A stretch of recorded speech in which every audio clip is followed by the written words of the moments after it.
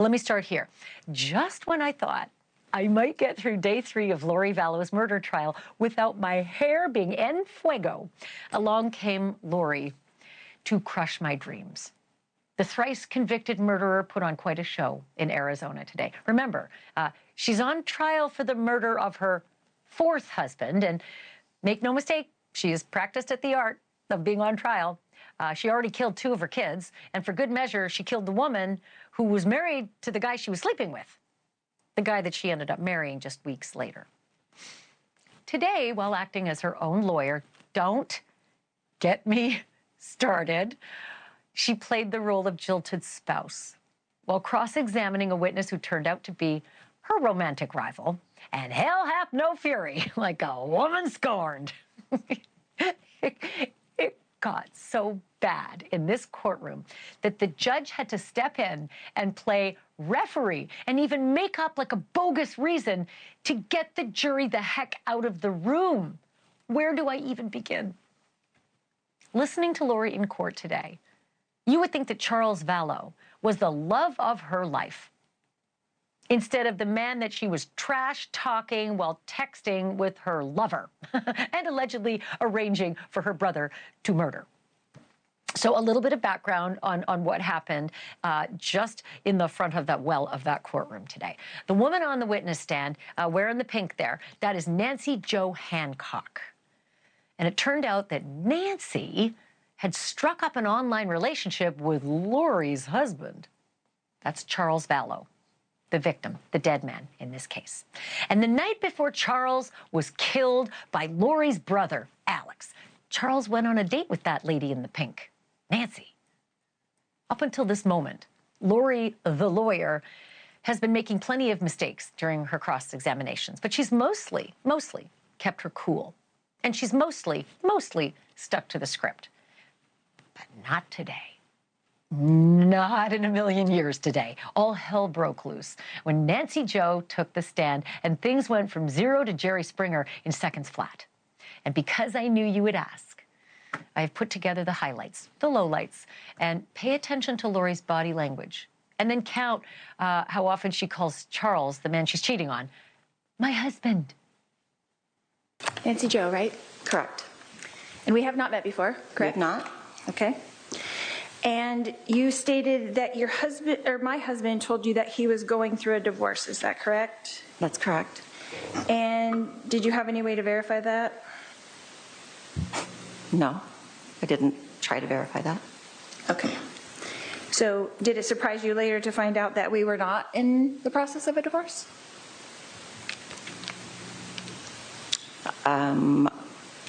Charles was in the process of a divorce. He was not in the process of a divorce. Did it surprise you to find that out? You've seen it all on TV where we're not getting divorced. Okay. So on the website that you met him, did he say he was divorced? I'm not certain. Would you have gone on a date with him if he would have said he was married? If I would have realized how married he still was, maybe not. But I just met for dinner. I wasn't sleeping with him or anything. Do you go on dates with married men? Naturally? Argumentative. And I'm going to also object under 611 for harassment. All right.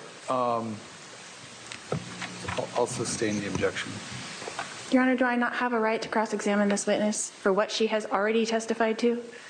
You can cross-examine her about what she's testified to. So you did go on a date with a married man, I went on a date with Charles. but you did not know he was married.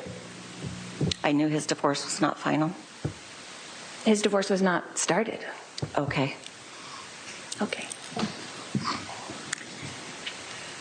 So in your text messages, you asked Charles if he was a good kisser. Is that correct? Maybe, sure.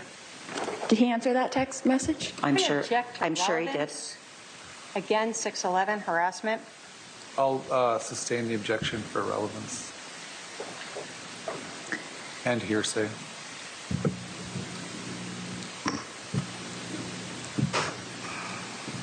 So are you trying to tell me and this jury that you went on one date with my husband and he told you all the details of our lives?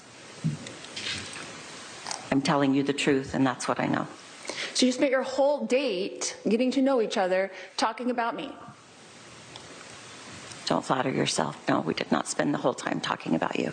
On your date, you talked about my husband was a life insurance salesman, is that correct? I knew he did something with money and insurance, but I really didn't know the details of what he did for work. Like I said, I don't ask the details about what someone does for work when I'm trying to get to know someone. But you knew that he sold life insurance, you stated that. I believe that I had a vague understanding that he did something with insurance. And then he brought that up again at dinner. No, we didn't talk about his work at dinner. I thought you said you did talk about, and correct me if I'm wrong, you said you did talk about that he changed the life insurance policy at dinner. Well, you were asking me if we talked about that he sold insurance, which that didn't happen. But yes, he did tell me that he changed the beneficiary of his life insurance policy at dinner. Did he tell you how much his life insurance policy was for? Yes, he did. What did he say? $1 million. Did he tell you how much my life insurance policy was for? I do not recall. You don't recall? We didn't talk about you very much in that vein. When did you talk to him about me very much then? If it wasn't at dinner, was it in your text messages? We were talking about what he was going through in the process of separating from you, not about what your life insurance policy was worth. And we talked about you on the phone, and when I say you, meaning what he was doing as he was going through this separation. So let me understand. You were dating some different men on this website, right? From the websites? Sure. Would you say it was common for men to be talking so much about their supposed ex-wives during their conversations with a potential? It's actually very common. Really? Really. Interesting. And again, Your Honor, I'm going to object to the defendant making comments after her questions. I'm sorry, Your Honor. I won't do that again. All right, please stop. I'll just ask the questions. Thank you. You testified a minute ago that Charles told you a lot of things about his wife. You didn't say ex-wife, but you said wife. Is that correct? Okay, sure. What were a lot of things? The things that I've testified to. Can you be more specific? Am I allowed to do a narrative then? Let's go on sidebar. I'll excuse the jury for just a few minutes because we're having technical difficulty with the court reporter being able to hear. The last question the defendant asked of the witness was along the lines of, what things did you discuss about me, meaning the defendant? Is that correct? That's Yes. what I recall, Your Honor. Are you sure you wanted to answer that question? Because you're opening up a really big door. If you want her to answer the question, I'll have her answer the question. How am I supposed to know what a lot of things are?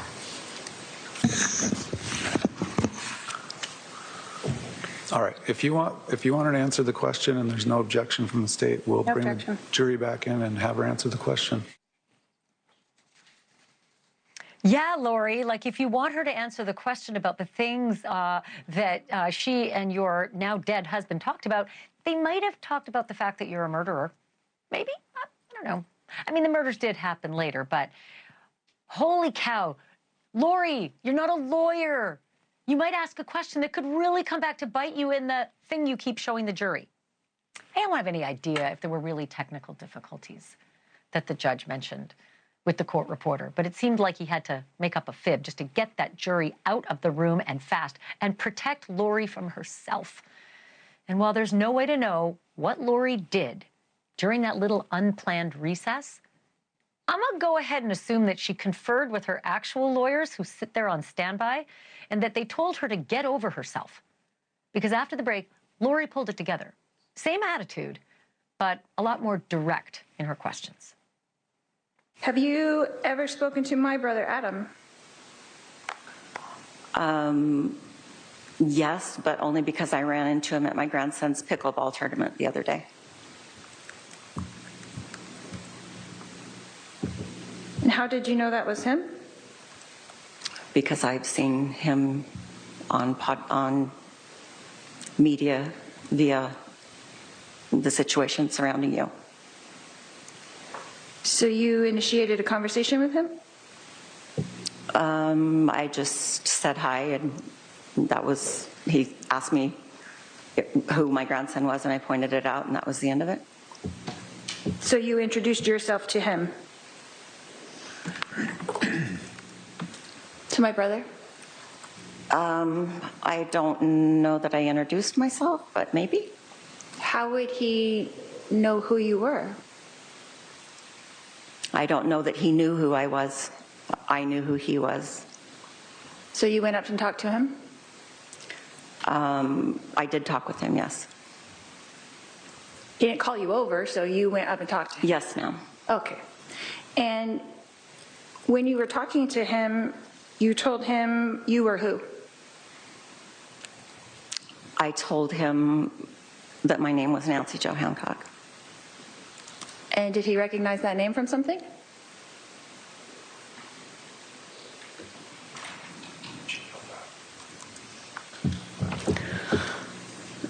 Can I go back and change how I met your brother? I forgot this until right now. So on a dating app, your brother's picture came up on my dating app.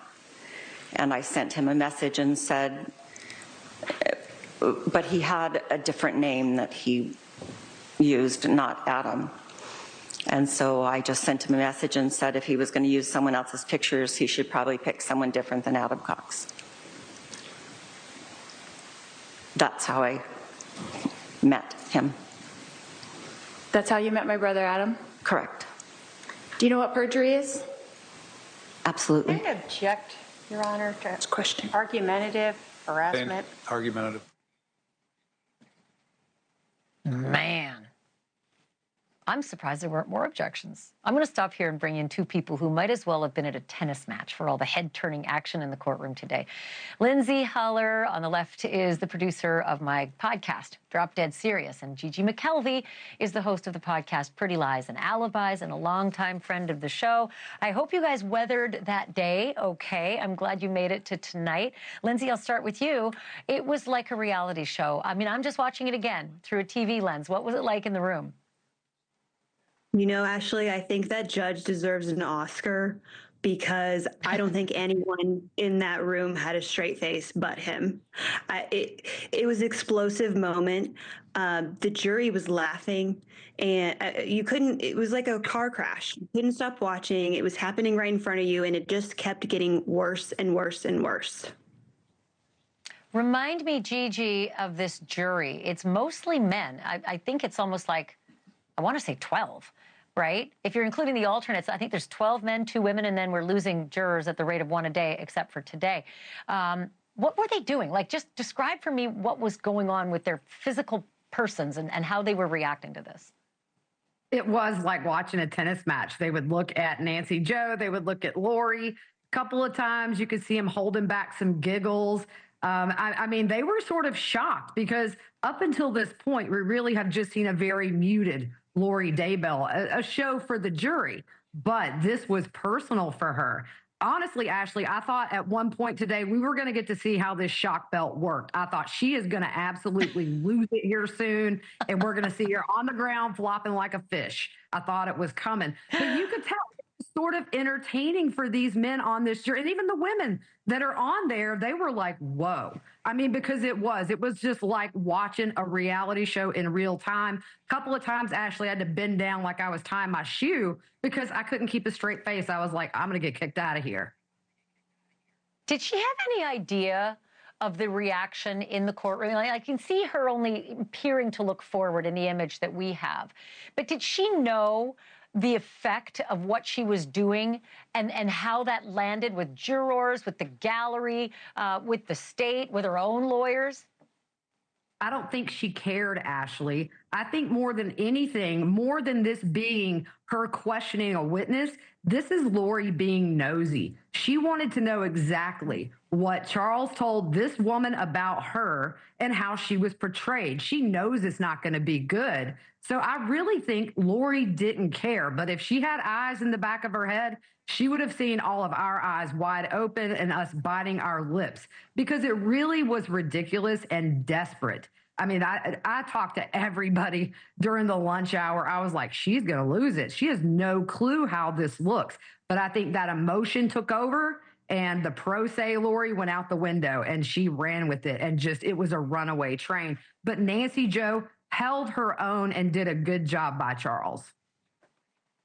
And I should remind the viewers, if you missed any of this, Lori is wearing a big sweater, and maybe you can't see her svelte figure because she has that shock belt on. And that's such a weird thing to say, but because she is a convicted killer and she's an inmate and she's a defendant, you can't wear, the handcuffs and the leg irons, but typically as a defendant, you stay seated at defense table. But as her own lawyer, she's operating as her own lawyer, she gets to walk around the well. Therefore, they needed some measure of control over her, which is hence the shock belt. So, Lindsay, let's go back to the notion that she's kind of in a cage match with the woman on the stand who went on a date with her husband, the night before her husband's murdered. I can't help but think that the jury isn't seeing her digging her own grave, pardon the pun, because it looks like this is a woman who's angry at this woman and her husband for going out on a date the night before her husband is murdered. It makes her look guilty. Am I the only one who thinks this? No, you're not. And not only that, but I think Tammy Daybell would like a word with Lori, because she went on a date with her husband. And so this entire time, and eventually Nancy says that, you were having an affair, and you just rolled off Lori's back like a duck in water. But it was shocking to see, truly. Yeah, that's a really good point, Gigi. Just pull on that thread, because here's Lori pretending there was nothing wrong in her marriage to Charles. All the while, she is sleeping with Chad Daybell, she is sexting with Chad Daybell, and she is plotting to pull those kids out of Arizona and move them up to Idaho, and presumably, since the murders are only months away, kill them in the name of whatever God she follows. Yeah, and I mean, I'm so glad that the witness got that out today. Well, I mean, he assumed you were having an affair. And the thing is, the jury doesn't know the whole story yet. I mean, we have so many text messages that show the conspiracy, reading between those lines. But Lori had been, she acted like this loving, caring wife. She hated Charles Vallow. She hated him since January of 2019. And yet she's trying to act like she's the wife of the year who, oh my gosh, my husband went out on a date with you. It was nauseating to hear. It felt dirty, even though they were legally married, to hear her refer to Charles as my husband, because she thought of him as anything but. And this is a very memorable moment. I would dare say the most memorable moment. So when all that other stuff starts coming out, they will hearken back to this conversation and say, wow, you are a duplicitous, horrible woman. I wouldn't doubt it if you're a murderer too. Oh, right, she is, thrice over. Lindsay Heller, Gigi McKelvey, great work. Thank you for this. Keep it coming. Just keep calling. Keep sending those sound bites our way. Really appreciate it, girls. Thanks, Ashleigh. Thanks for watching. Go to joinnn.com to find NewsNation on your screen. And don't forget to click the red subscribe button below to get more of NewsNation's fact-driven, unbiased coverage.